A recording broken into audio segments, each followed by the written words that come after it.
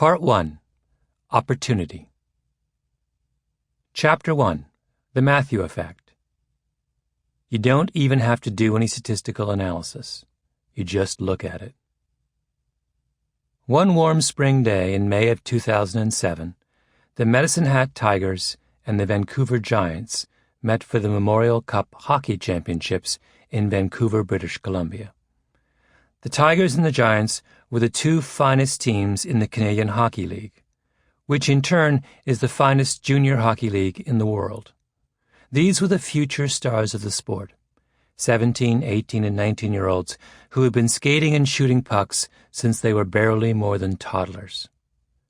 The game was broadcast on Canadian national television. Up and down the streets of downtown Vancouver, Memorial Cup banners hung from the lampposts. The arena was sold out. A long red carpet was rolled out on the ice, and the announcer introduced the game's dignitaries. First came the Premier of British Columbia, Gordon Campbell. Then, amid tumultuous applause, out walked Gordie Howe, one of the legends of the game. "Ladies and gentlemen," the announcer boomed, "Mr. Hockey." For the next 60 minutes, the two teams played spirited, aggressive hockey. Vancouver scored first early in the second period on a rebound by Mario Bliznak. Late in the second period, it was Medicine Hat's turn, as the team's scoring leader, Darren Helm, fired a quick shot past Vancouver's goalie, Tyson Sexsmith.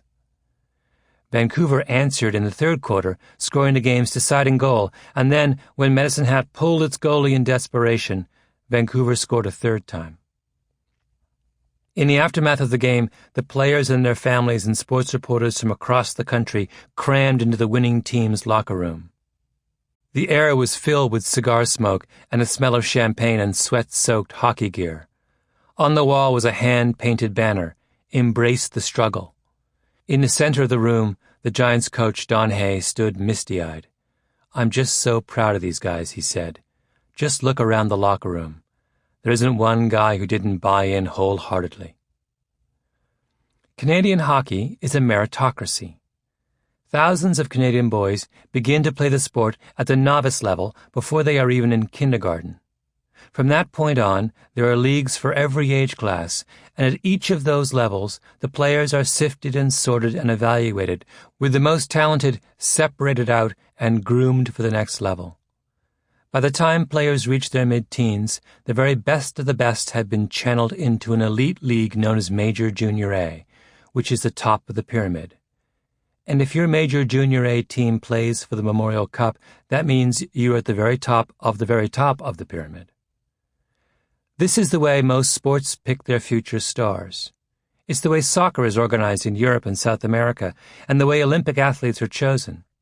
For that matter, it's not all that different from the way the world of classical music picks its future virtuosos, and the way the world of ballet picks its future ballerinas, and the way that our elite educational system picks its future scientists and intellectuals.